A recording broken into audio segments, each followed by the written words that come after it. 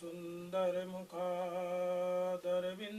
नेत्रात् कृष्णात् परं किमपि तत्त्वमहं न जाने। जन्माद्यस्य तोऽन्वयादितरतश्चार्थेषु भिक्खुसुरात् तेने ब्रह्महृदायादिकवये मुह्यन्ति यः सूर्यः।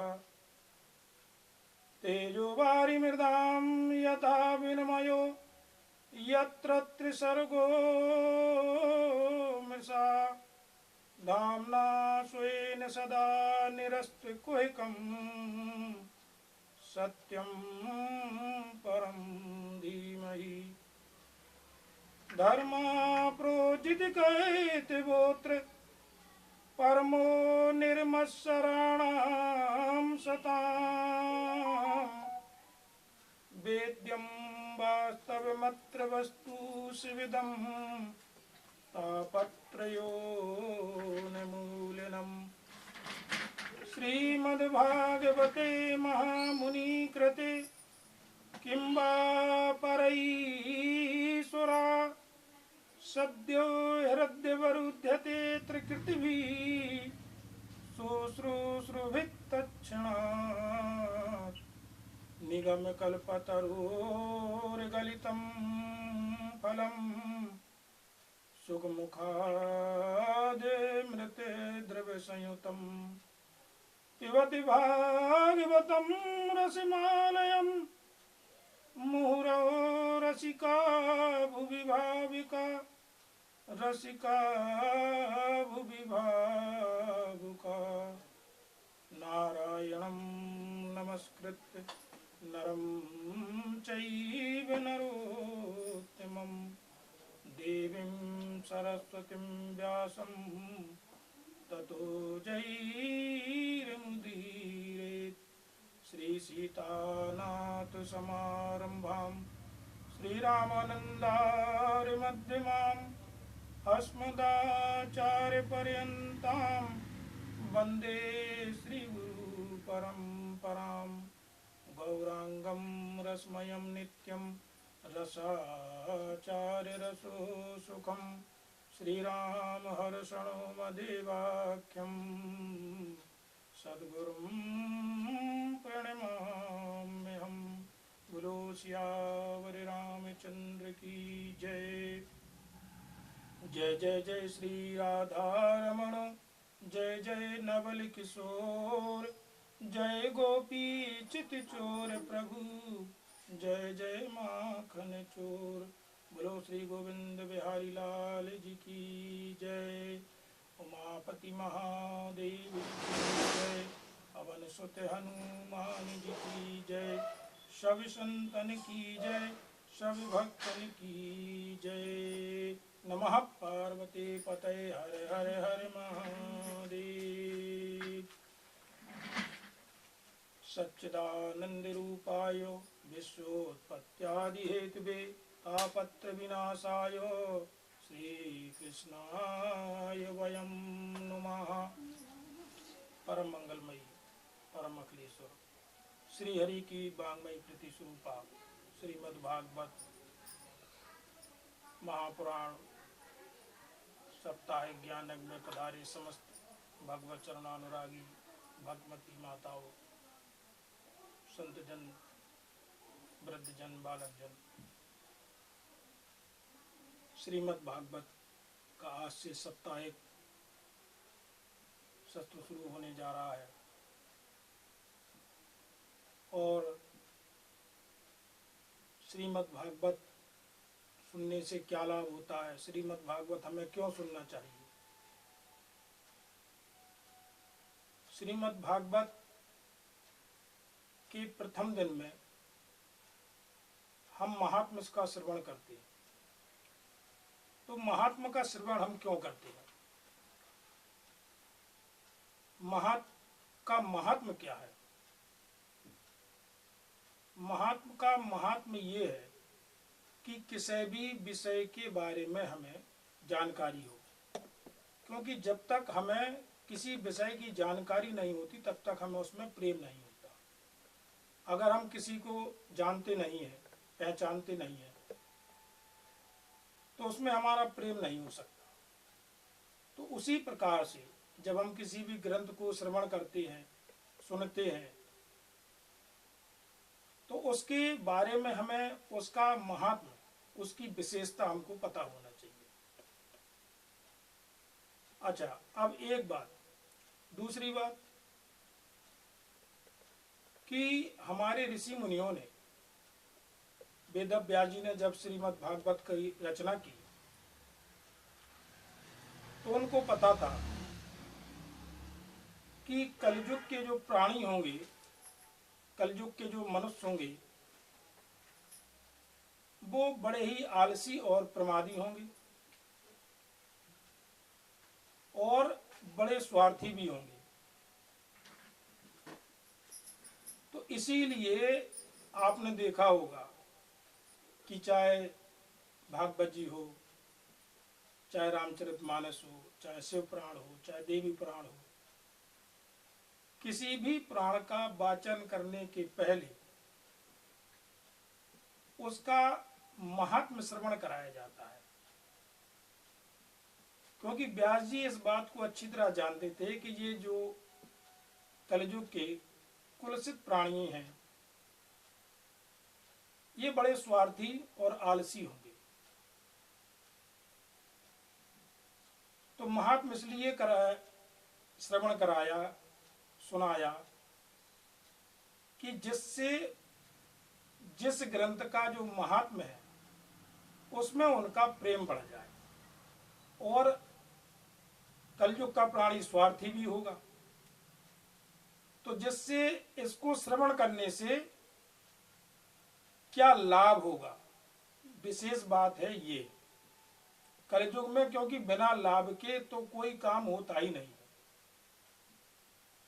तो लाभ क्या होगा? तो जब उसको इस लाभ के बारे में सही सही जानकारी हो जाएगी तो फिर वो इस ग्रंथ से प्रेम करने लगेगा। तो इसीलिए सबसे पहले महात्म्य श्रवण कराने की परंपरा रखी गई व्यास जी के द्वारा। अब वैसे तो श्रीमद् भागवत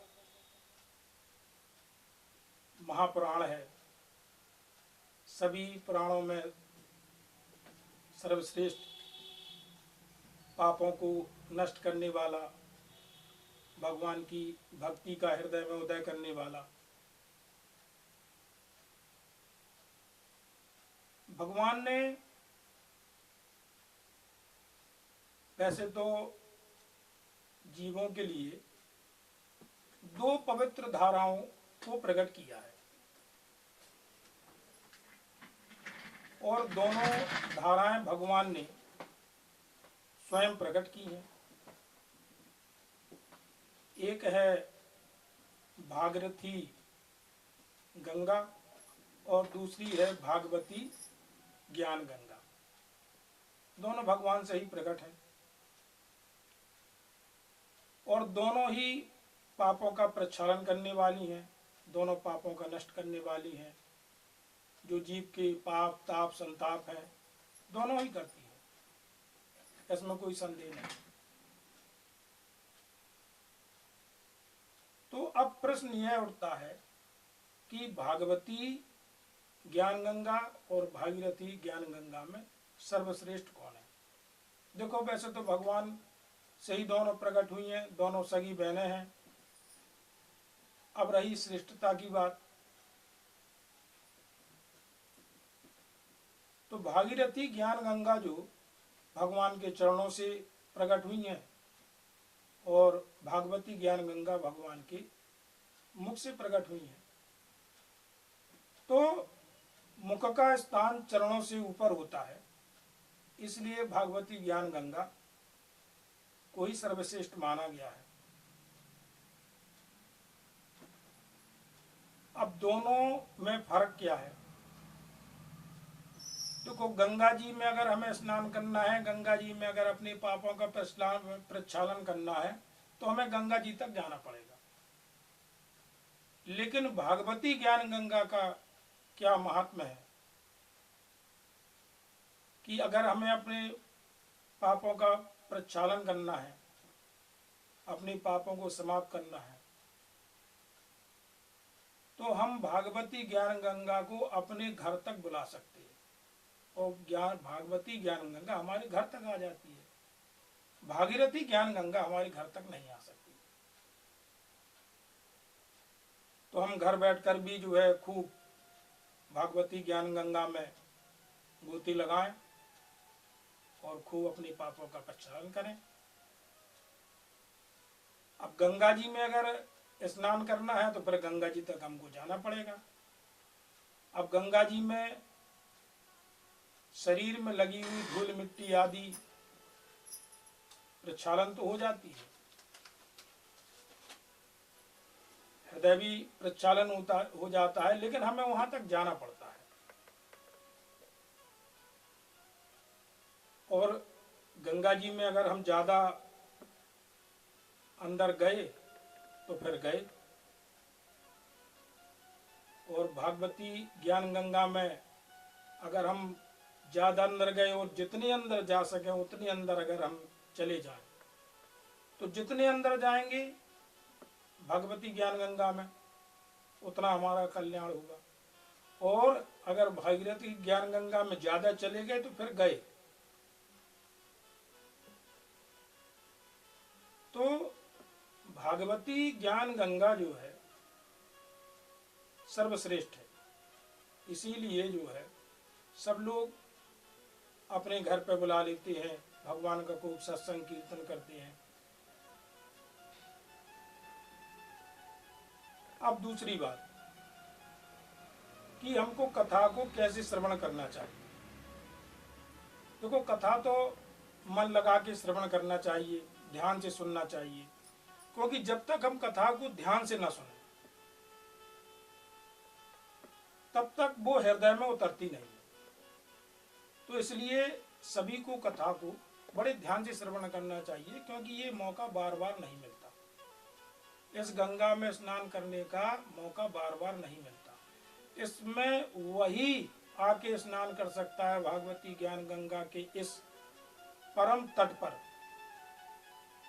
जो पूर्णात्मा होगा,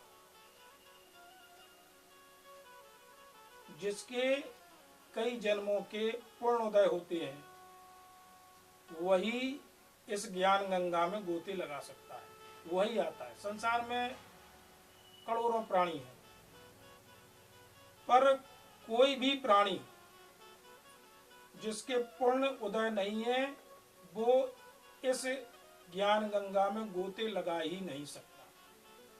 वहीं से निकल जाएगा, किनारे से निकल जाएगा, देखता हुआ निकल जाएगा, लेकिन वहां पंडाल में बैठकर कथा का श्रवण नहीं कर सकता। क्यों? क्योंकि उसके पूर्ण उदय नहीं हुए। कथा का श्रवण वही कर सकता है जिसके कई जन्मों के पूर्ण उदय हुए।